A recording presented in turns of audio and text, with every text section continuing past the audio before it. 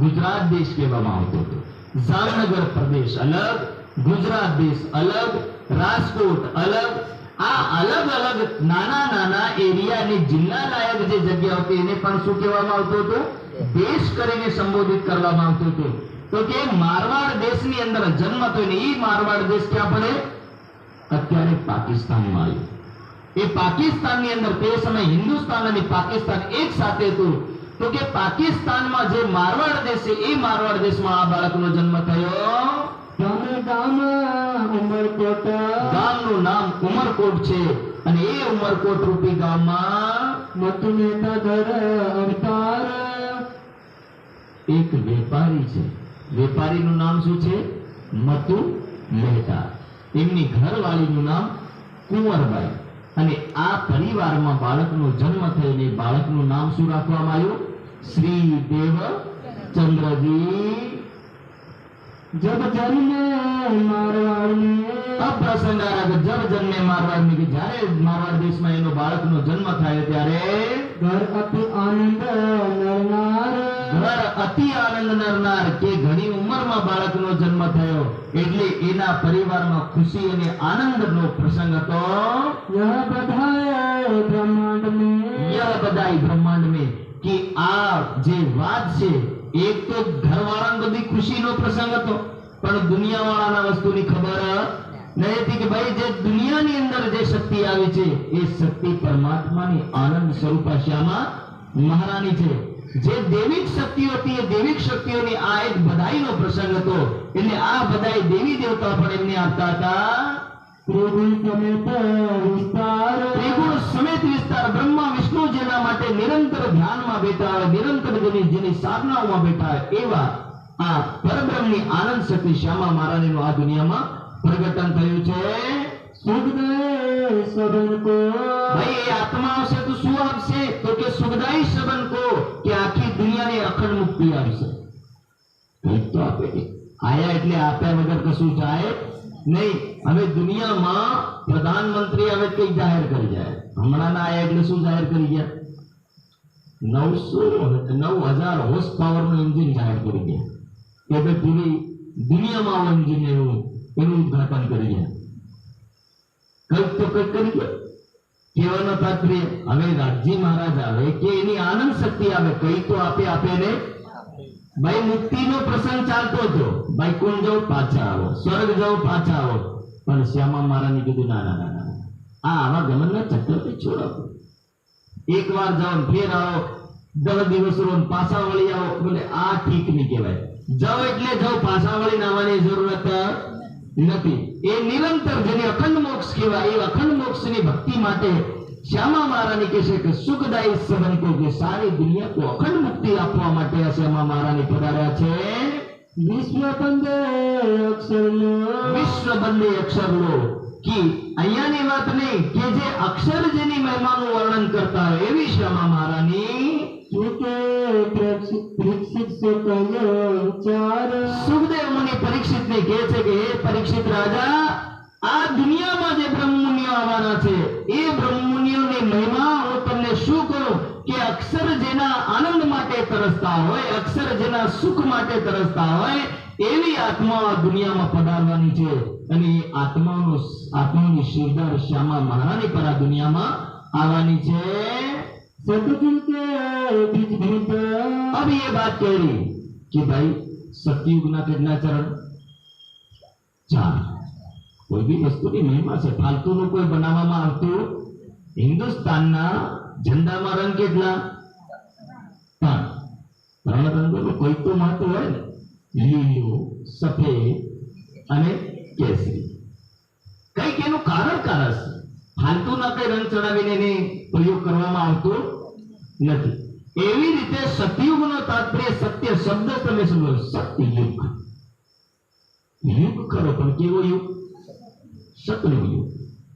कलयुग शब्द सामनो. कल कलावान बधा छे, कला वगरना कोई. कलयुग बधा कलावान छे. तई हता ए केवा हता? सत्यवाळा અને કળાવાળા છે. કળા બધાને ખબર છે. સત્યના સત્ય ઘોષિત કરવી ઈ કળા આવડે માણસને, પણ અસત્યને સત્ય બનાવવું કઠિન છે. એટલે સતયુગની અંદર 4 ચરણ સત, તપ, જ્ઞાન અને કર્મ. આ ચારો ચરણ સતયુગમાં ચાલતા હતા અને ચારો ચરણમાં હર માનવ ચારો ચરણના આધારે જ જીવન જીવતો હતો. હમણાં ભાઈ તમારે સત્ય બોલવું એટલે કહેવાય નહીં. સત્ય વાળાને એ તમે હોય કોઈ બી હોય, ગમે તેવો માણસ અસત્ય બોલ્યા વગર રહે એટલે ઈ અસત્ય ચાલે. ખરેડીમાં કાર્યક્રમ છે, મન ચાલુ કરવાનો, આવજો સુંદર સાહેબ કેટલે ગયા, બસ વડલી પહોંચી ગયા. ભલે ઈ કઈ પડ્યા હોય પણ શું કે વડલી પહોંચી ગયા, નહીં આયા હજી, પણ એક અસત્ય વાપરે ને વાપરે. અધિકતર જે અસત્ય જાણો ને પૈસા માંગે ને એની પૂછવાનું, બસ આ કોલી પર આપી જ દેશે, પણ એ કોલીઓની કોલીઓ પૂરીઓ થયા પર પૈસા આપે. આપવા વાળો ભિખારી બને, લેવા વાળો રાજા બને. આવી કન્ડિશન ઉભી થઈ જાય. આવો અસત્ય ચાલે તો કે सतयुग के सत तप અને ज्ञान અને कर्म ના आधार पर चलती दुनिया, अब ये कलयुग के अंदर सतयुग का बीज, सतयुग के बीजभूत के सतयुग નો બીજ કળિયુગમાં ઉગાડવાનું એટલે કોઈ નાની મોટી વાત કહેવાય? બધું થાય પણ સતયુગ નું બીજ અહીં ઉગાડવું કોઈ થાય નહીં. પણ થાય બોલે કેમ નહીં થાય? કોણ કરશે આવું? होवे सब में जाहिर, होवे सब में जाहिर कि अखंड ये संसार इनो विचार है विस्तार कि બે આત્માઓ આવશે. આ વર્ણન લખ્યું છે. કેટલી આત્માઓ આવશે? એક શ્યામા મહારાણી અને બીજી ઇન્દ્રાવતી. બોલે આ બે આત્માઓ શું કરશે? તો બોલે સતયુગ કે બીજ. આ આવશે ખરી પણ શું લઈને આવશે? સતયુગના બીજો લઈને આવશે. સતયુગનું બીજ વાવેતર કરશે કળિયુગમાં. સત, તપ અને જ્ઞાન અને કર્મના આધાર પર લોકોને સત્ય ઉપર ચલાવી અને એને મહાન બનાવવાની કોઈ કોશિશ કરશે તો બોલે આ બે આત્માઓ. હવે તમે પ્રસંગ બતાવો કે આવું બીજ વાવેતર થયું. તમે વિચાર કરો કે ઘોર કળિયુગમાં 5000 લોકોએ ભિક્ષા માંગી.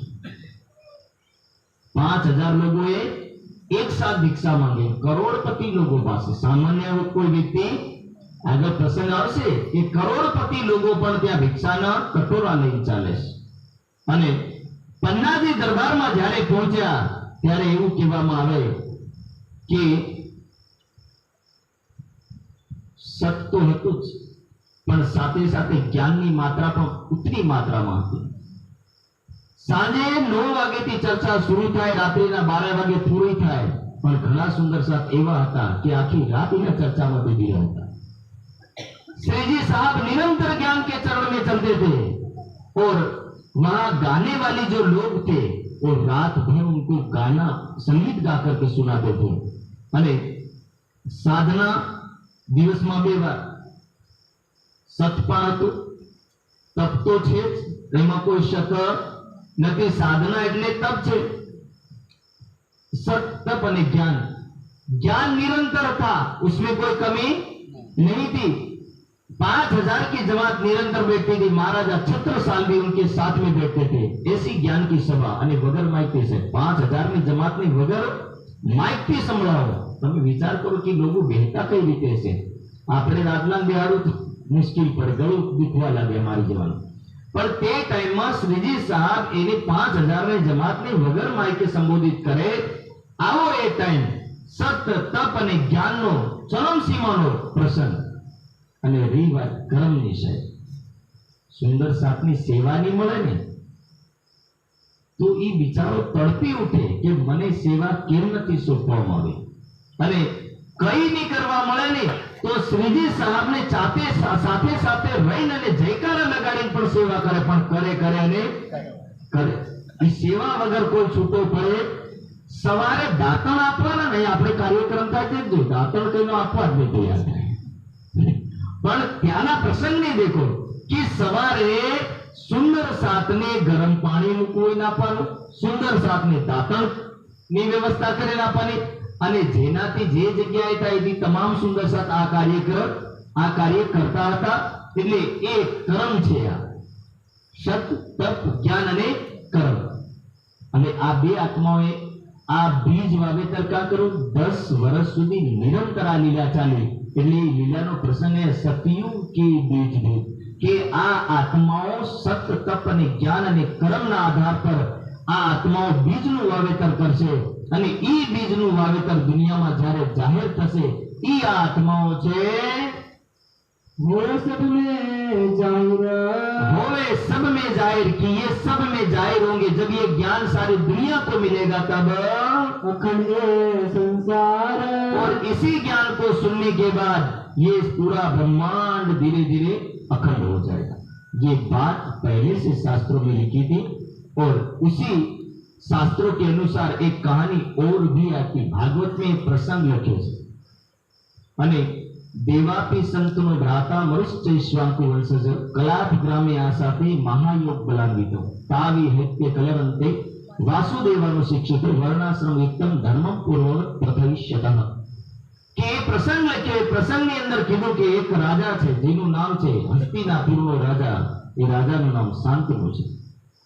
શાંતનુ નામના રાજાની અંદર કોઢની બીમારી હતી, અને કોઢની બીમારી હોવાના કારણથી રાજા કહેશે કે આ બધું રાજતંત્ર મારાથી નહીં ચાલે. એ રાજા કોઢની બીમારીના કારણથી રાજતંત્રને છોડી અને હિમાલયના કલાપ ગ્રામની અંદર જઈને કઠોર સાધના કરે છે. બીજી તરફ એક મરુ નામક રાજા છે. એક દિવસ કાચમાં જોવે છે, અને કાચમાં જોઈને એને ખબર પડી કે અરે મારા વાળ તો કે સફેદ થઈ ગયા. શું કે છે? મારા વાળ સફેદ થઈ ગયા. અને આ વાળ જે સફેદ થઈ ગયા, હવે બોલે મારે રાજપાટ છોડી, ઈ પણ એક રાજા છે, રાજપાટ છોડી મારે પણ બોલે નીકળી જવું પડે. ઈ મરુ નામનો રાજા સૌથી પહેલે જઈને કલાપ ગ્રામમાં ધ્યાન કરે છે, અને ધ્યાન કરતા કરતા એ ખાસી યોગ વિદ્યા શીખી જાય છે. એના પછી દેવાપી નામનો રાજા જાય છે. ઈ રાજા એનાથી યોગ વિદ્યા શીખે, અને બંને રાજા મળી એટલી કઠોર સાધના કરે છે, એટલું કઠોર તપ કરે છે કે હિમાલયના કલાપ ગ્રામની ઠંડી સહન કરવી એ કોઈ સામાન્ય માનવીનું કામ નથી. એવું કહેવામાં આવે કે જ્યારે ઠંડીનો મોસમ હોય અને ઠંડીના મોસમમાં આ બંને સંતો, બંને સાધુઓ સાધનાની ગહેરાઈમાં ઉતરે, ત્યારે ઘણી વાર તો આખું શરીર બરફથી ઢંકાઈ જાય છે. પણ આ સાધનાઓ છોડતા, એ કઠોર તપને નથી છોડતા, ને એવી કઠોર તપ અને સાધનાને જોઈ અને નારાયણ પણ પ્રસન્ન થયા. નારાયણ આવી રીતે છે કે હે સાધુઓ, એવું તો શું માંગો છો તમે જેના કારણથી બોલે આવી કઠોર સાધના કરો છો? બરફમાં તમારું શરીર આખું ઢંકાઈ જાય છે, પણ તોય છતાં તમે આ સાધનાને છોડતા નથી, તપને છોડતા નથી. કયા દેવની એવી સાધના કરો છો? કારણ કે હિમાલયમાં જે કોઈ સાધના કરી એ કોઈકનું કોઈક વરદાન માંગીને પાછા ધરતીમાં જઈને એના વરદાનનો આનંદ લે છે, પણ બોલે તમને તો કોઈ વરદાન જોતું નથી. ત્યારે આ બંને રાજાઓ મળી અને હાથ જોડીને કહે છે કે હે નારાયણ, आप हमारे यहाँ पधारे, ये हमारे अवभाग्य की बात है, पर हे नारायण हम तो केवल इतना चाहते हैं कि 28वां कलयुग में परब्रह्म आवे. એ પરબ્રહ્મ આ દુનિયાની અંદર પધારે, અને આવા 28વાં કલયુગમાં જ્યારે પરબ્રહ્મ આવે તો વધારે નહીં પણ પરબ્રહ્મના ચરણોમાં રહી અને એમની સેવા કરવાનો અવસર મળે. બીજું નહીં માનું. શું કીધું? કેવલ અવસર મળે. જો હોઈ શકે તો પરમાત્મા હમારા તનોની ઉપર વિરાજમાન થઈને આ દુનિયામાં લીલા કરે, એવી કેવલ પ્રાર્થના કરીએ છીએ. અને એવી પ્રાર્થનાનું ફળ સ્વરૂપ છે કે આ બંને રાજાએ વરદાન માંગ્યું, અને એ વરદાન આવે પૂર્ણ થાય. અને આ દેવચંદ્રજી છે, એ દેવચંદ્રજીની અંદર પરમાત્માની શક્તિ આવશે ને આવશે. એ દેવચંદ્રજી નામક બાળક છે તો નાનું બાળક, પણ એ બાળકની અંદર મહાન આત્માનો જીવ પણ મહાન બેઠો છે. એક યોગીનો જીવ બેઠો છે, એક તપસ્વીનો જીવ બેઠો છે, અને એ બાળકનો અહીંયા જન્મ થયો. जब कोई ब्रह्मांड, अब कह रहे कि जब से ये ब्रह्मांड बना तब से तब के वचन, કે જ્યારથી આ બ્રહ્માંડ બને ત્યારથી આ વાત પાકી થઈ ગઈ છે. जन्म से लेकर હવે વર્ણન કરો પડે છે કે જન્મથી લઈ અને આ દીપકનું જે વર્ણન કરી રહ્યા છે જાતે શ્રીપતિ જે કે એવી દીપકની વાણીને સાંભળીને આપણા મનને શાંતિ થાય એવી આ વાણી છે તાકે ગ્રંથ ભાષાની તાકે ગ્રંથ ભાષામીને કે આ આત્માઓના વિષયમાં લઈ અને એ વિષયોને લઈને અનેક જગ્યા આ વાત થઈ ચૂકી છે आप अपन किए सब આપ અપન કીએ સબ અને એવી રીતે આ પ્રસંગ ધીરે ધીરે આગળ વધ્યો નાનું બાળક ધીરે ધીરે મોટું થવા લાગ્યું દેવચંદ્રજી ધીરે ધીરે મોટા થવા લાગ્યા અને મોટા થતા થતા કેટલા વર્ષના થઈ જાય છે 11 વર્ષના બાળક થાય છે અને 11 વર્ષનો આ બાળક હવે તમને ખબર કે 11 વર્ષનું બાળક થાય પણ બાળક તો બાળક જ કહેવાય એની વધારે બુદ્ધિ કામ કરે નહીં ભણવામાં આ તે કાર્યમાં બુદ્ધિ કામ કરે પણ આ કંઈક અનોખું બાળક હતું ઘરમાં માતા પિતા 6 વાગે ઉઠે આ 4 વાગે ઉઠે એટલે માતા પિતા પણ ગભરાય આ શેર અમે 4 વાગે અમે 5-6 વાગે ઉઠીને આ 4 વાગે ઉઠીને કઈ ખુશ તો થઈ જાય છે શેર હું આમાં 11મા વર્ષમાં આવ્યો ત્યારે ખબર પડી ગયો ને કે ઝાડ નાનું હોય તો ખબર નહીં પડે કે કયું ઝાડ છે કયા પાંદડા છે પણ મોટું થાય એટલે ખબર પડવા લાગે કે આ ઝાડ કહેવાય નહીં તો જબ ભયા વર્ષ 11માં કે 11મું વર્ષ લાગ્યું ત્યારે અંદરથી સવાલ નીકળ્યા શું સવાલ નીકળ્યા मैं कौन कहाँ से आया अब જે સવાલ નીકળ્યા એ સવાલમાં પહેલો સવાલ હતો કે હું કોણ છું અને બીજો સવાલ શું છે કે કહાંથી આયા કે હું ક્યાંથી આવ્યો છું कहाँ है मेरा भरतार અને એ બીજો ત્રીજો સવાલ એવો કહાં હે મેરો ભરતાર કે મારી આત્માનો માલિક મારી આત્માનું ઘર ક્યાં છે આ ત્રણ સવાલ ઉત્પન્ન થયા કોની અંદર થયા જોરથી બોલો કોની અંદર ઉત્પન્ન થયા દેવચંદ્રજીની અંદર એ દેવચંદ્રજીની અંદર સવાલ જાગૃત થયા એટલે એ સવાલનો જવાબ ઢૂંઢવા માટે નીકળે છે पूछत फिरे परदेश में अपने देश में अपने एरिया में गांव में पूछते फिरते कि भाई તમે ઓળખો છો કે હું કોણ છું તો આધા લોકો કે ગાંડો થઈ ગયો છે એવું લાગે देवचंद्र से आप बीजो कौन कहवाए पर क्या है कि पूछत फिरे प्रदेश में कि मैं कौन हूं कहां से आया हूं तो के तारो जानो मरकोट नतो मेहतानो पुत्र बीजू कहो बता तो बोले आने बात नहीं पूछते अंदर बेटी शक्ति ની વાત પૂછું છું કે અંદર જે બેટી શક્તિ એ ક્યાંથી આવી છે कहाँ है मेरा परमेश्वर कहाँ है वो परमेश्वर कि भाई इस दुनिया को बनाने वाला परमात्मा कहाँ बैठा है जरा हमें बताओ जिन सबको पैदा किया जिन सबको पैदा के જેને આ સંસાર બનાવ્યો એ પરમાત્માના વિષયમાં જરા बताओ हमें सो कहाँ है सब ऊपर अब कहने लगे वो कहाँ है जरा हमें खोल के बताओ कौन कहे वह घट घट लोगों ने अलग अलग बातों से कोई कहे घट घट में कोई कहे कर कर में आ बधी बातों एक ज जेवी छे घट घट में એટલે બધાના શરીરમાં અને જો બધાના શરીરમાં ભગવાન બની જાય તો મંદિરો પણ બધાના બની જાય છે બોલો શ્રી પ્રાણનાથ તો દાવતમાં કમી નહીં રહી બધા ભગવાન થઈને આરામથી મંદિર ખોલી દે તમે જે કોઈ પ્રસાદ ચડાવો આવા દેજો તો અહીંયા પ્રસંગ છે કે કોઈ કઈ ઘટ ઘટ નહીં કે કોઈ કહે છે શરીરની અંદર છે કોઈ કહે શરીરથી બહાર છે હવે દેવચંદ્રજીને જે સમજાવવા વાળો વ્યક્તિ તો એને એ સમજાવ્યું કે ભાઈ તમારી અંદર જ ભગવાન છે તમારે બહાર ખોજવા જવાની જરૂરત છે એટલે દેવચંદ્રજી વિચાર કરવા લાગ્યા કે અંદર બેઠો છે બહાર ખોજવાની જરૂરત તો છે નહીં એક બે દિવસ ગયો બે ત્રણ એક દિવસ ગયા પણ શાંતિ મળી નહીં જો અંદર બેઠો હોય મને કઈ ખબર તો પડે પણ અંદર વાળાની કઈ ખબર પડતી નથી એટલે દેવચંદ્રજી આ વાતને સમજાવે કે દુનિયામાં રાજ્ય મહારાજે એક જ વાત કીધી દુનિયાના લોકો કેવા તો બોલે અકલ અને શકલ બે કોઈ દિવસ નહીં મળે અકલ અને શકલ આ બે કોઈ દિવસ ભેગી થાય હર માનવનો વિચાર અલગ હર માનવની શકલ અલગ हो बेटा तो होनो विचार चाले पण चाले तो अलग અને એના વિચારમાં ભલે કંઈક સીધું થાય એમાં હજી કંઈક નવો એડ કરીને પાછો નવું ચડાડે ની એડ કરવા જેવું એ પણ એડ કરી આલે એટલે આમાં વિચારોમાં પણ અંતર એ પરમાત્મા કેવો એક રસ એમાં કોઈ અલગ વિચાર આવે? એમાં પરમધામની અંદર એક આત્માની અંદર વિચાર આવ્યો તો બધી આત્માઓમાં એક જેવો વિચાર આવે, અને અહીં બધામાં એક જેવો વિચાર આવે, બધા અલગ અલગ વિચારે, અલગ અલગ ચિંતન કરે। परमधामની વાત અલગ, दुनियाની વાત अलग, दुनिया में अलग अलग विचारे।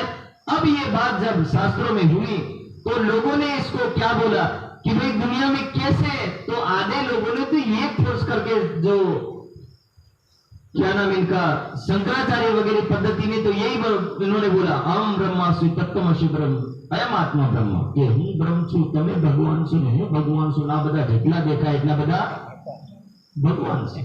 એ ભગવાન છે બીજું કઈ દેખાતું।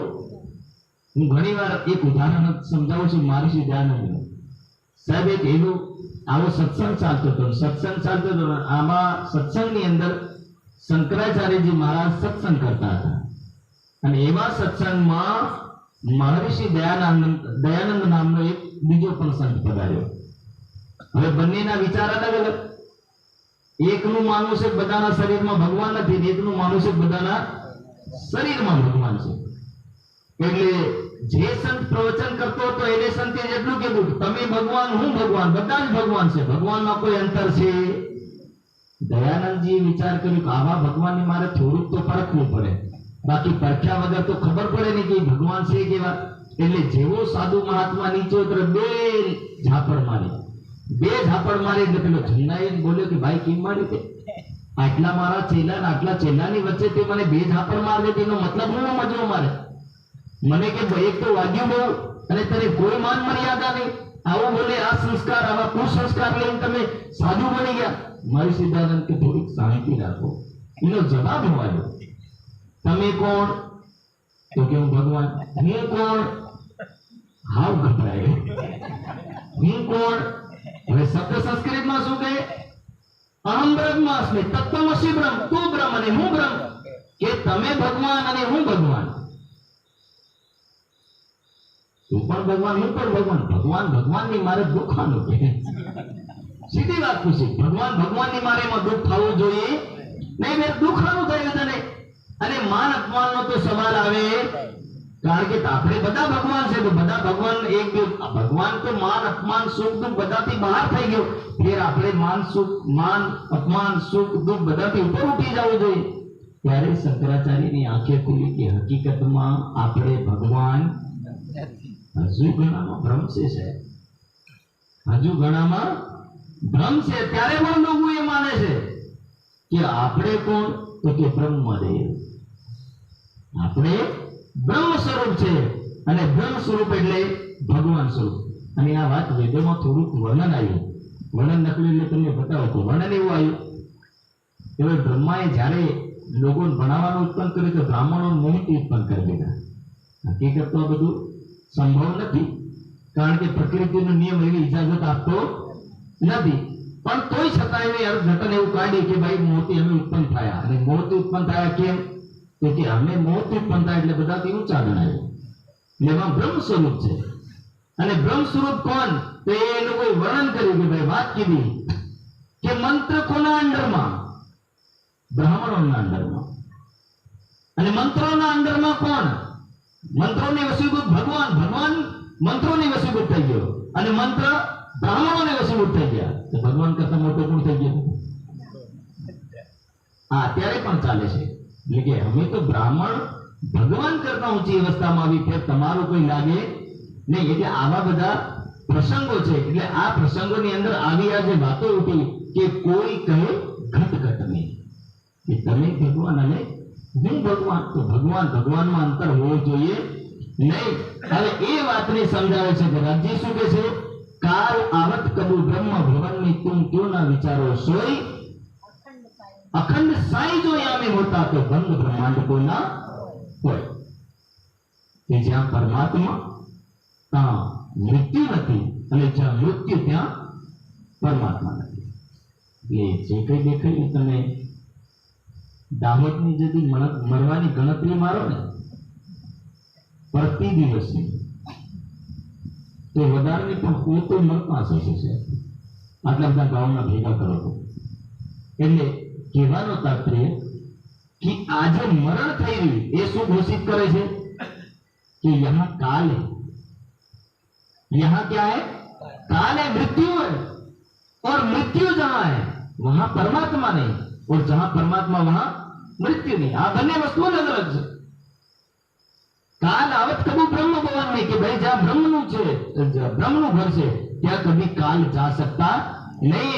लोग कहे कि यदि संसार में काल है, ब्रह्म है, परमात्मा है, तो बोले અહીં કોઈની મૃત્યુ થવી જોઈએ नहीं, પણ અહીં મૃત્યુ નિરંતરતા છે. मृत्यु निरंतरता है. अगला शब्द जरा लाइन वक्त पढ़ेंगे तो समझ में आएगा. व्यापक संसार. आधे लोगों ने ये बोल दिया कि संसार में जो कुछ दिखाई दे रहा है सब भगवान નું રૂપ છે. આ જે કઈ દેખાઈ રહ્યું બધું શાનું રૂપ છે?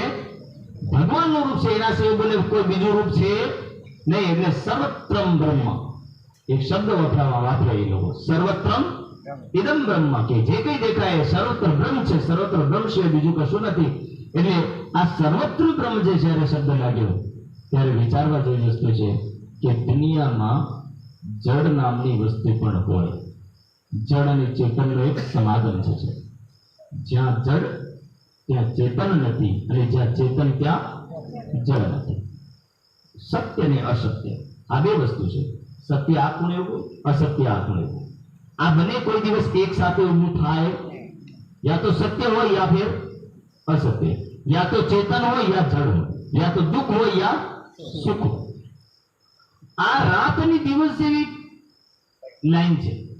રાત હોય તો દિવસ નહીં, દિવસ હોય તો રાત નહીં. કોઈકને એવું લાગે કે દિવસ અને રાત ભેગા થઈ જાય તો એ સંભવ થાય. એટલે રાત અને દિવસ જેવી ઘટના છે. એટલે જ્યાં બ્રહ્મ ત્યાં માયા નથી, અને જ્યાં માયા ત્યાં બ્રહ્મ નથી. આ બંને વસ્તુ અલગ અલગ છે. અને એટલે શાસ્ત્રોમાં કીધું કે ભાઈ ક્યાં છે સંસારનું, આ સંસાર અને પરબ્રહ્મનું ઠિકાણું ક્યાં છે? તો આપણી વાણી શું કહે છે? હદ પાર બેહદ એ બેહદ પાર અક્ષર. આપણી વાણીમાં એક શબ્દ આવે હદ પાર બેહદ એ બેહદ પાર અક્ષર, કે હદના બ્રહ્માંડથી પરે અક્ષરનું ધામ છે, અને અક્ષરથી પરે પરમધામ છે. એટલે આ કોઈ દિવસ મિલાપ નહીં થઈ શકે, એક સાથે નહીં થઈ શકે. અને એના માટે કણ કણમાં આદા લોકો મૂર્તિમાં માનવા લાગ્યા, અને જે કઈ મૂર્તિમાં માનવા લાગ્યા. હું તો એવું નથી કેતો કોઈની મૂર્તિમાં માનવું જોઈએ કે નહીં માનવું જોઈએ.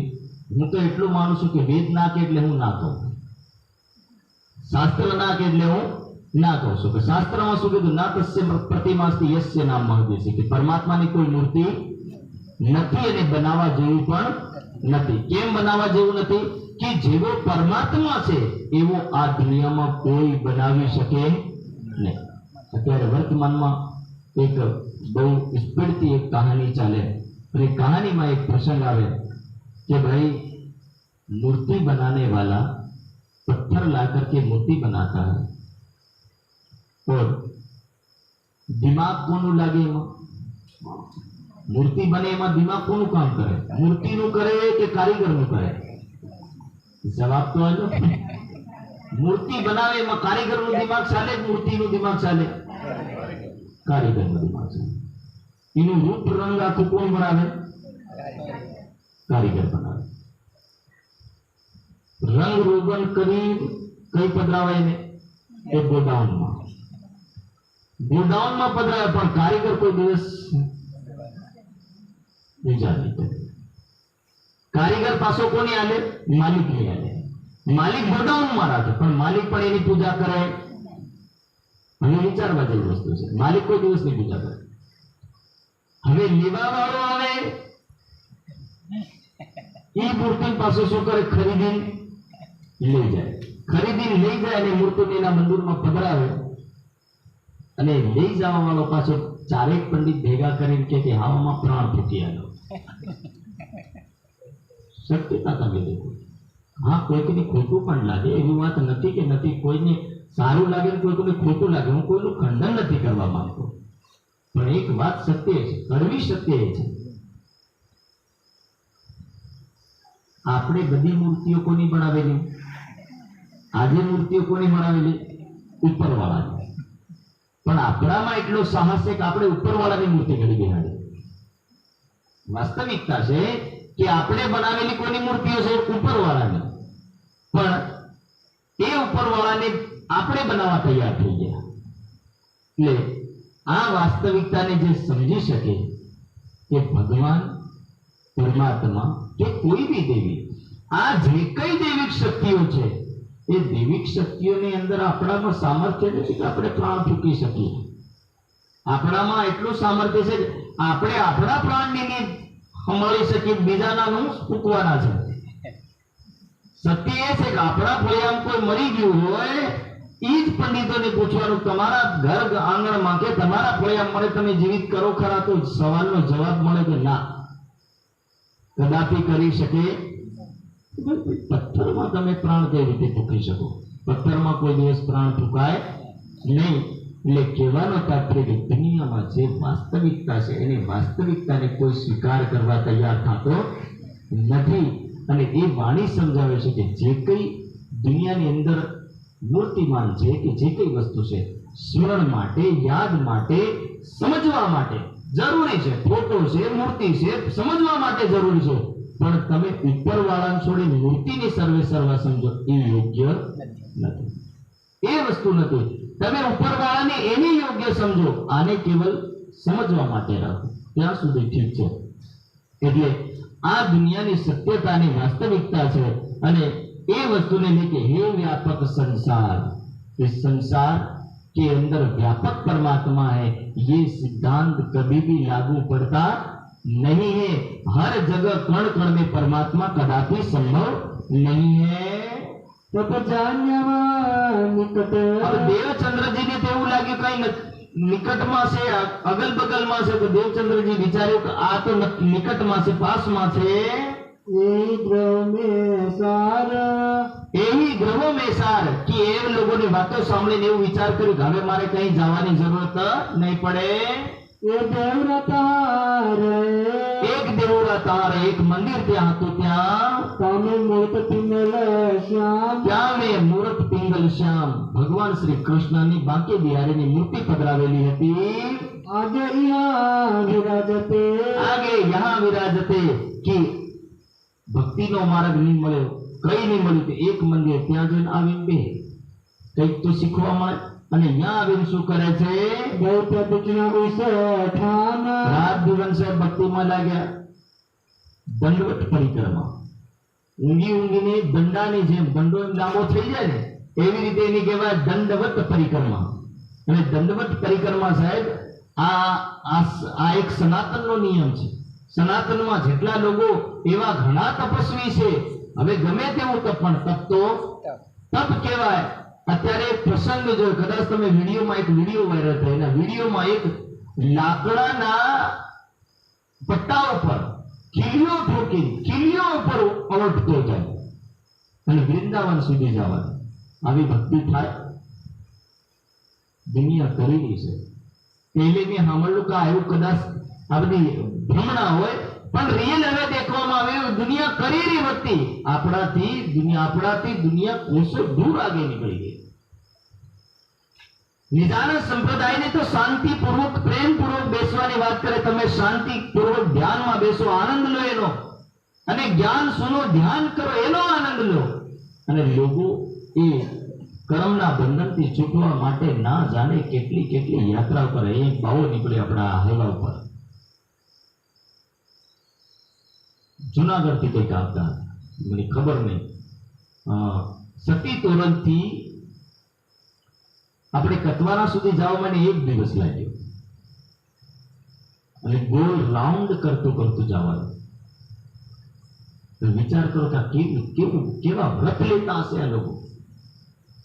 એટલે નિજાના સંપ્રદાયની ભક્તિ એટલું કહે છે કે તમે સરળતાપૂર્વક કરો. નિજાના સંપ્રદાયનો પહેલો પુરુષ, પહેલી સખી, પહેલી આત્મા 3 કલાક સુધી દંડવત પરિક્રમા. કોની બાકી? બિહારી. કારણ કે જ્ઞાન તો છે, જે મળ્યું એ આપણો, જે મળ્યું એ આપણો. એવું ભજને દેવચંદ્રજી કોની પરિક્રમા કરે છે? એક મંદિરની પરિક્રમા કરે છે, દંડવત પરિક્રમા કરે છે.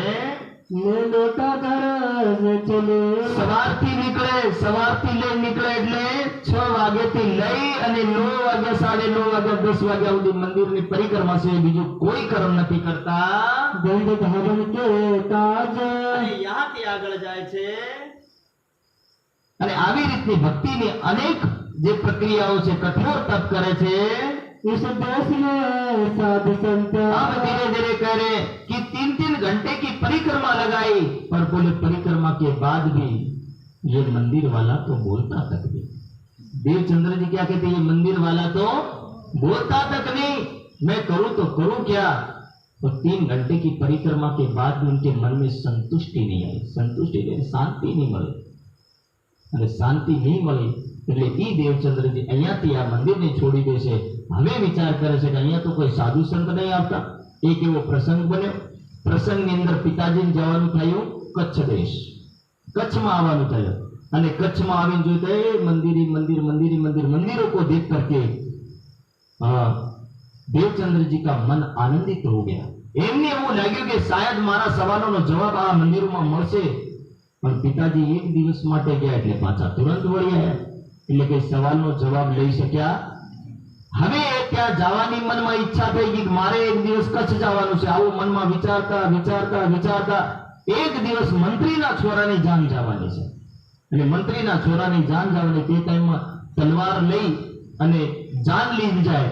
કોઈ રાજકુમાર કે કોઈ લાડો હાથી જાય, આજનો ટાઈમ નહીં મળતા. મહારાજ રોટી કંગા કેમ ભાવે છે, પણ વાસ્તવમાં તે સમયમાં કોઈ લાડો હાથી જાય એ તલવારમાં ફેરા ફરીને આવે અને તલવાર હાથી દુલ્હન આવે અને સસુરાલમાં આવીને એના ફેરા થાય છે. એ ટાઈમનો પ્રસંગ હતો, કારણ કે યુદ્ધ થઈ જાય ત્યારે ઘટનાઓ ઘટી જ જાય એનો કોઈ ભરોસો આવે નહીં. એટલે એ ટાઈમે ખાંડા બેહાને કોઈ જાતા થાય છે, વર્ણન આતા હે. દેવચંદ્રજી મંત્રીની જઈને પૂછે છે કે તમે કચ્છ દેશ જાઓ છો, મને પણ લેતા જજો. પણ મંત્રીને જ્યારે નિવેદન કર્યું, મંત્રી સવાલ પર સવાલ કે ઘોડો છે તો કે નહીં, ઊંટ છે તો કે નહીં, રથ છે તો કે નહીં. તો કે કઈ રીતે આવશો અમારી જોડે? આવાનો કોઈક તો માર્ગ હોવો જોઈએ, તમે આવશો કઈ રીતે? ત્યારે દેવચંદ્રજી કહે છે હું પેદલ ચાલીને આવે. બોલે ના ના ના, અમારી સાથે આવતા અમે ઘોડા લઈને જશું, રથ લઈને જશું. તમે કહીએ અમારી સાથે? બોલે અમારી પાસે કોઈ સાધન છે નહીં કે તમને જોડે લઈ જઈએ. ના પાડી દીધું. પણ દેવચંદ્રજીની અંદર એવું કે મન હોય તો માળવે જવાય છે. આપણી ગુજરાતી ભાષાનો શબ્દ મન હોય તો માળવે જવાય, બધું થાય. પણ ભક્તિનું જો એક રસ ચડી ગયો ને તો બધું સંભવ. તે ભજન ગાદું કે મેરું ડગે તો ડગી જાય, પણ આ ભક્તિનો માર્ગ ડગમગવો નહીં જોઈએ. અને દેવચંદ્રજીએ આવી જે દૃઢ પ્રતિજ્ઞા કરી, દૃઢ વ્રત લીધું કે બધું થઈ જાય પણ મારે કષ્ટો જાવું છે. ઘેર આવીને સાધનોની બધી તૈયારી કરી, જે કઈ વસ્ત્ર હતા, લોટો લીધો, કઢાઈ લીધી, તપેલી લીધી, થાળી લીધી, ચમચી કડચી જે કઈ હતું બધું લઈ લીધું. પહેરવાના કપડા લીધા, ખર્ચી લીધી, ખર્ચ જે બાંધવાનો હતો એ ખર્ચ બાંધ્યો. બધું થઈને બેગ તૈયાર કરતો, બેગ ખૂણામાં રેડી કરી નાખ્યું. થોડીક વાર આરામ કરવું, એટલે આરામ કરવા આડા પડે એટલામાં માતા પિતા દરવાજે ખુરશી માંડીને બેસી ગયા. માતા પિતા કઈ ખુરશી લગાડીને બેસી ગયા? દરવાજા ઉપર. હવે નીકળવું તો નીકળવું કઈ રીતે? સાંજનો સમય થયો, સાંજના સમયની અંદર જાન નીકળી ગઈ, પણ એ જલ્દી નીકળાય નહીં. માતા પિતા દરવાજા ઉપર બેઠા. એટલે દેવચંદ્રજી વિચાર કરી તો કંઈક તો કરવું પડશે. એટલે પાછળ બારીથી, ખિડકીથી બેગ બહાર નાખ્યું અને આગળ થઈ અને પાછળ આવીને બેગ લઈને ચાલી પડ્યા. અને ચાલી પડ્યા એટલે 2-3 કલાકમાં રાત થઈ ગઈ. કાળી અંધેરી રાત. બાળક નાનું, ભક્તિનો રસ ચડે એટલે બાળકને જાતા એરિયો એટલે તમે દેખો એટલે ભયાનક એરિયો. જરા એના એરિયાનું વર્ણન સાંભળો. એક ડેરમાં ઉઠાવે ત્યાંનો પ્રસંગ બતાવે કે રેગિસ્તાનની ધરતીમાં રેતીનો ગોળો ઉઠે. એટલે એ ગોળો ઉઠે, એ ચક્રવાત ઉઠે એટલે રેતીના આખી રેતી ઉપર ઉઠાવે અને બીજી તરફ પાડે.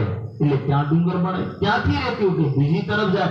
એટલે રેતીના ડુંગર આમથી તેમ થાય, પણ રાસ્તાની ખબર પડે હવે આવા અંધેરા રાસ્તામાં ચાલવું આપણે रेवा तो ना काटी नहीं करेंगे पर देवचंद्र जी को तो जाना था, इसलिए चल पड़े। रास्ते का पता नहीं तो भी कोई बात नहीं, अब निकल गए और चलते चलते चलते चलते सामने थोड़ा मन में डर भी बैठने लगा कि आगे अंधेरी रात में कोई वो मળી नहीं जाए जो मने लूटी ले मारी नाखे।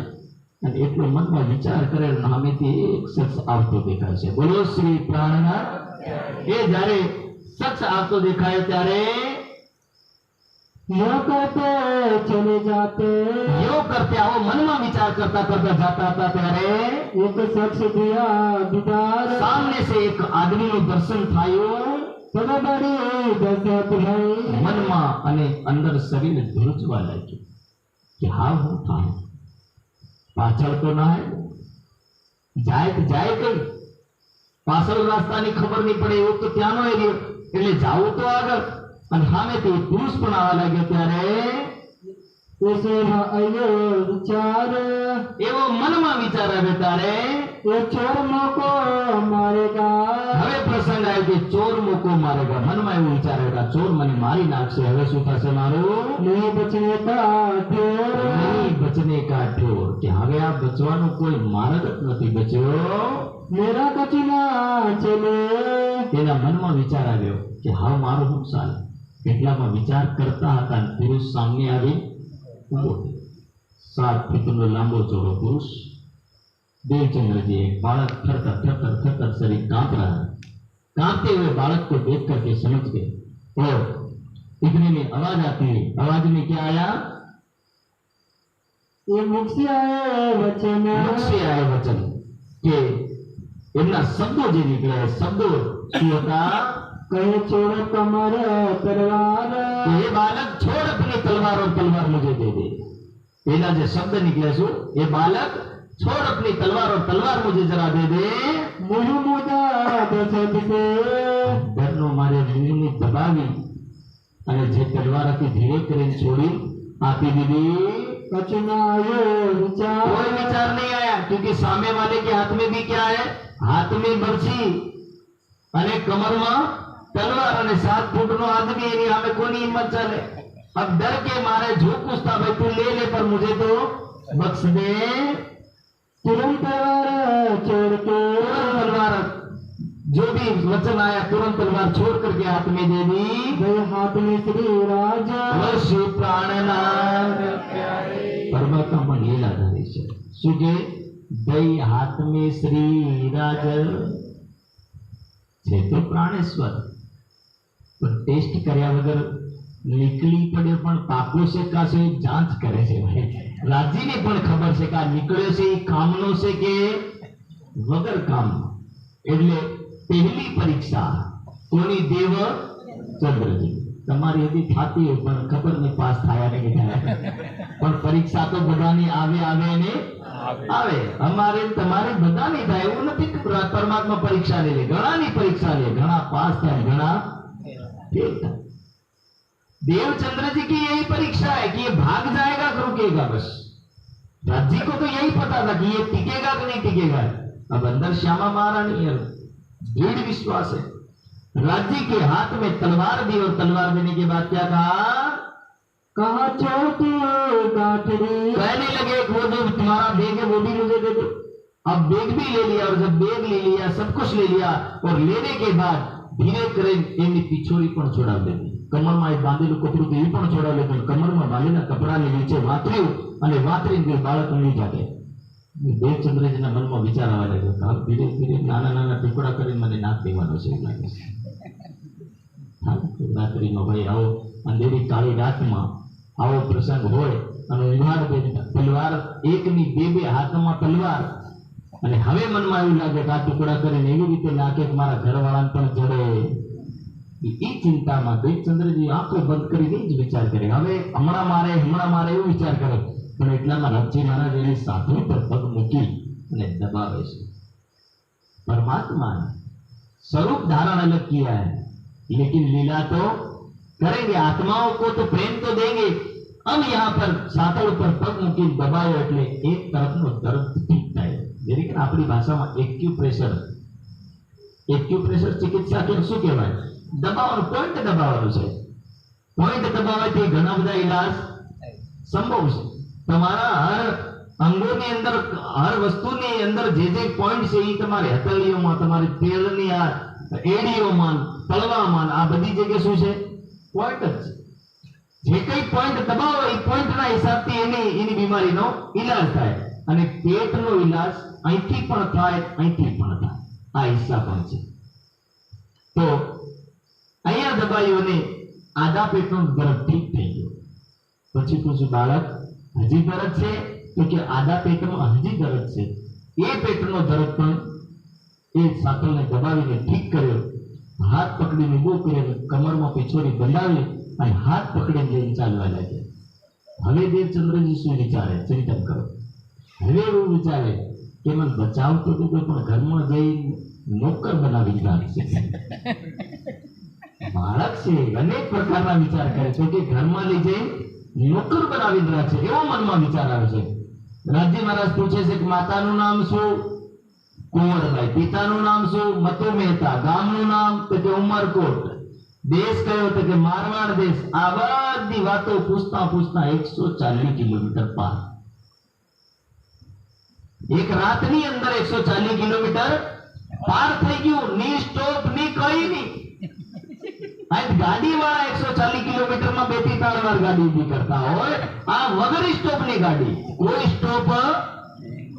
સવારના 6 વાગી ગયા. 6 વાગ્યા એટલે જે જાને ડેરો, જે જાન નીકળી હતી ને એમની મારવાડ દેશની, એ જાન ડેરો નાખતી હતી. અને ડેરો નાખ્યો, પહેલે કમરમાં પીછોડી બંધાડી અને એની સાથે સાથે તલવાર બંધાડી, તલવારની સાથે સાથે ગઠડી આપીને કીધું, દેવચંદ્રજી देखो આ તમારો સાથ છે.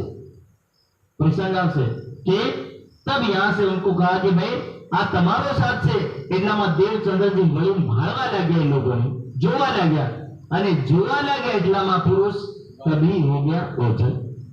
પુરુષ यहां से ओझल अदृश्य થઈ ગયો. અને અદૃશ્ય થયો ત્યારે દેવચંદ્રજી मुड़ के देखते, मेरा किन्ने पकड़ा हाथ? क्या मारो हाथ कोने पकड़્યો હતો? આ રાત્રિમાં 140 કિલોમીટર કોને પાર કરાયું એ એમની પણ ખબર પડી નહીં. અને ત્યારે દેવચંદ્રજીની ખબર પડી કે હું જેની ખોજમાં નીકળ્યો આજ આખી રાત મારી સાથે હતા. પણ ફરક એટલો હતો કે મારી બહારની આંખો કામ કરી પણ અંદરની આંખો કામ કરી નહીં. અને એ દેવચંદ્રજી હવે અહીંથી દુઃખી થયું કે કોઈ બાત નહીં, હાથ છોડાવવા ચાહતો કે આજ તમે હાથ છોડીને જતા રહે કઈ વાંધો નહીં, પણ એક ટાઈમ આવશે કે તમને હું જોઈ લઈશ. અને એ રાજ્યની ખોજ માટે નીકળે છે. અને ત્યાંથી આગળ વધ્યા ત્યારે એક પ્રસંગ આવે છે સાહેબ કે જે જાનવાળા હતા ને એમાંથી 2 દ્વારપાલ આવીને જે ઉભા અને એમને પૂછ્યું, બાળક ક્યાં જાવ છો? તો કે મંત્રી મળવા. મંત્રી દૂરથી બાબા જોતા હતા. મંત્રી કે આવા દો, બાળક આપણું જ છે. અને બોલે, બેટા આ ગયો કેસે આવ્યો? તો બોલે બસ દોડતો આવ્યો. એવું નહીં કીધું કે મને કોઈ રાજ્ય કે કોઈ એવો ભગવાન લઈને આવ્યો અને જલ્દી પહોंचाड़ दो. कोई ढिंडोरा नहीं पिटवाने की जरूरत. आध्यात्मिकता यही कहती है कि जो तुम्हारे पास खजाना, उस खजाने को दुनिया के सामने जाहिर करने की जरूरत नहीं. दुनिया तुम्हारे खजानों की, तुम्हारी बात को सुन करके, तुम्हारी उपलब्धियों को सुन करके तुम्हारा मजाक बना देगी, कभी भी तुम्हें सही नहीं मानेगी. इसलिए जो मिला है उसमें खुश रहो. क्या मिला क्या नहीं मिला दुनिया को बताने की जरूरत है. देखना जितने भी संत महापुरुष है उनको आप पूछो, परमात्मा को आपने देखा? तो यही बोलेंगे ना, हमने नहीं देखा. देखिए उनके तो परेशान, देखिए उनके साहब वो घटना बनी महाराज श्री राम रतन दास जी.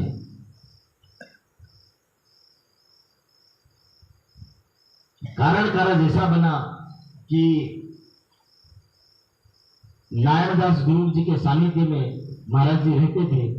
अब रहते रहते महाराज जी एक बार गांव में कोई बहन का बच्चा मर गया. अब बच्चा मर गया तो महाराज जी को थोड़ी बहुत तो शक्ति थी, तो शक्ति के माध्यम से उस बच्चे को जिंदा तो कर दिया महाराज श्री राम रतन दास जी ने. पर आ बात आखा गांव में फैलेगी. अब गांव आपको पाछળ पड़ी, गांव आपको पाछળ पड़ी. गांव ने बचावવાનું કઈ રીતે? તો નારાયણદાસ ગુરુજી કીધું કે તે આના છોકરાને બચે, એના બદલામાં તું મરી જા.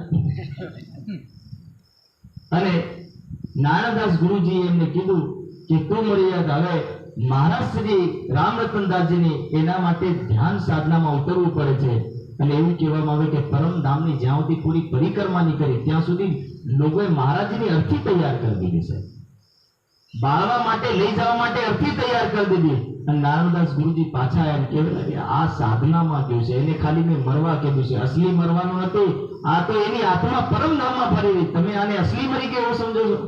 બોલે અસલી હજી મર્યો નથી. એટલે આવી વસ્તુ છે કે આધ્યાત્મિકતાની વસ્તુને જાહેર કરવાની જરૂરત. એટલે એ નારાયણદાસ ગુરુજી કહે છે કે બેટા દુનિયા में બધું જાહેર કરાય, એક ધનની કોઈ દિવસ જાહેર નહીં કરવું. કઈ વસ્તુ જાહેર નહીં કરવી? તો કે એક ધનની કોઈ દિવસ બહાર જાહેર કરવું નહીં. બીજું શું? તો કે ઘરની વાતો બીજા ઘરમાં જઈ નહીં કેવી, ઘરની વાતો બીજા ઘરમાં જઈ નહીં કેવી, અને આત્માની વાતો આખી દુનિયામાં નહીં કહેવી. આ ત્રણ કામ કોઈ દિવસ જીવનમાં નહીં કરવા. ઘરની વાતો બહાર જાય એટલે એમાં પણ ઘરનું બરબાદી. ધનની વાતો બહાર જાય તો ક્યારે ચોરાવીને ઉભા થઈ જાય ખબર પડે નહીં. એટલે એટલું જીવનનું યાદ રાખવું. એટલે રાજ્ય મહારાજ આજ દેવચંદ્રજી એ વચનોનું પાલન કરે છે. પરમાત્માના દર્શન થયા, બધું થયું, પણ કોઈને જાહેર નથી કરતા કે મેં પરમાત્માને જોયા છે. અને હવે એમના સાથીઓની સાથે આવી અને મુલાકાત કરીને કહે છે કે અમારી જોડે ભોજન કરી લો.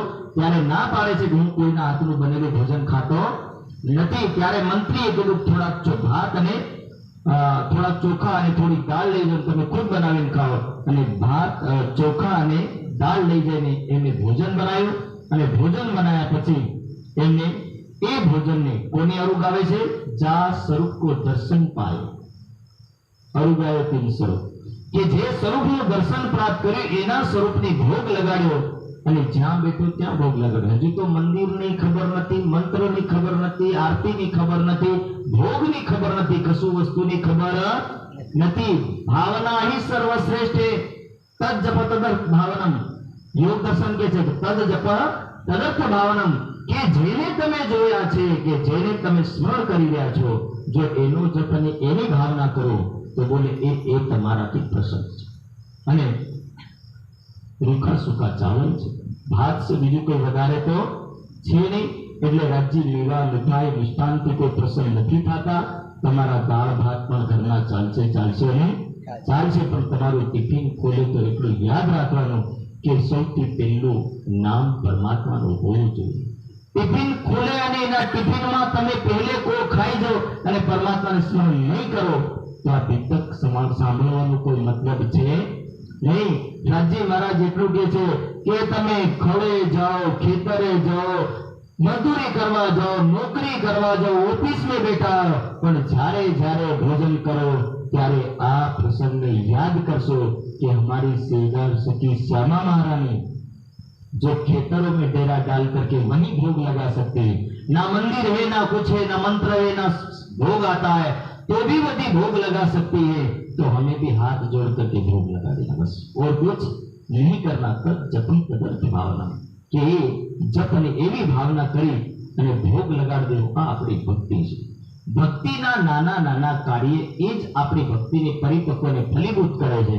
એટલે જરૂરી નથી કે આપણે આંખ બંધ કરીએ તો જ આપણું ધ્યાન લાગે, તો જ આપણી ભક્તિ પાકે, એવું જરૂરી છે નહીં. સાધનાનો મતલબ કે જે કર્મ તમે કરી રહ્યા છો એ તમામ કર્મ જ્યારે પરમાત્માના નામથી સમર્પિત કરીને કરશો, ઈશ્વર પ્રણિધાનાત્વા, કે એ કર્મ પરમાત્માને સમર્પિત કરીને કરશો તો એ કર્મ તે દિવસથી ભક્તિના રૂપમાં બદલાઈ જશે. તમે ભોગ લગાડો કે કાર્ય. હવે ઘણા લોકો ગાડીઓ ખરીદે છે, બરોબર, હોતું તો કઈ નથી, મંત્ર એના એ બધું એનું, પણ તો પણ ગાડી ખરીદે એટલે સૌથી પહેલું ટાઇટલમાં જે નામ લખે શ્રી રાજ શ્યામા શ્રી પ્રાણનાથજી. કારણ ભાવના છે. શું છે એની ભાવના છે, કર્મ સમર્પિત છે, બીજું કશું નથી. એના માટે કોઈ પંડિતને બોલાવે, કોઈ સુંદર સાધને બોલાવે, ગમે તેમ કરે, પણ એ ભાવના છે. અને એ ભાવના એટલે कर्म करो पर समर्पित कर्म करके करो. यही हमारी भक्ति है, यही हमारी भक्ति का नियम है. इसलिए इसी भक्ति के नियम को पालन करना है और इसी पालन को करते हुए हमें इस जीवन में जीना है। तो ये अपना उमरकोट से कच्छ देश की बीच में जो यात्रा चली ना, उस यात्रा के बीच में जो प्रसंग आया, जो यही प्रसंग है। तो आज के इसी प्रसंग को हम सुंदर सा केवल इतना समझे कि जीवन में अनेक बाधाएं आए, अनेक कष्ट आए, पर उन कष्टों को सहन करते हुए हमें अपनी यात्रा तक जाना चाहिए, भक्ति के मार्ग में जाना चाहिए, रुकना नहीं चाहिए। यदि थोड़ी कष्ट कठिनाई आ जाए तो हम ये सोचे कि भक्ति छोड़ दे, तो बोले भक्ति छोड़ने की जरूरत है। बाधाएं आना ये स्वाभाविक वस्तु है। दुनिया में एक बात समझो, જે દિવસથી માણસ ઉપર ઉઠવા લાગે ને તે દિવસથી પગ ખીંચવા વાળા પણ આગળ આવવા જ લાગે, તે દિવસથી કઠિનાઈઓ શરૂ થઈ જાય। જે માણસ પગ આગળ જ નહીં કરે અને આગળ બહાર કાઢતો નથી એને કોઈ કઠિનાઈઓ નહીં આવે, પણ જે વ્યક્તિ કર્મ કરવા લાગે તે દિવસથી કઠિનાઈઓનો માર્ગ વધતો જાય અને यही कठिनाई, यही दुख कष्ट आगे बढ़ता चला जाता है। इसीलिए दुखों को देख करके घबरा करके व्यक्ति अपने कामों को छोड़ दे, ये एक योग्य नहीं। इसलिए वाणी के ये सिद्धांत, वाणी और विपत के ये सिद्धांत यही कहते हैं कि हर सुंदर साथ अपने कर्मों को देवचंद्र जी की तरह करता रहे। एक छोटा सा बालक यदि इतने काम कर सकता है तो हम क्या नहीं कर सकते। अपने बालकों को सत्संग में लाए, अपने बालकों को वही शिक्षा दे जो देवचंद्र जी एक बालक के रूप में कर रहे हैं, और हर सुंदर साथ को भी वही कठिनाइयों का सामना करते हुए हर कर्म को करना है, ताकि हमारा कर्म एक परमात्मा के नाम से होता रहे।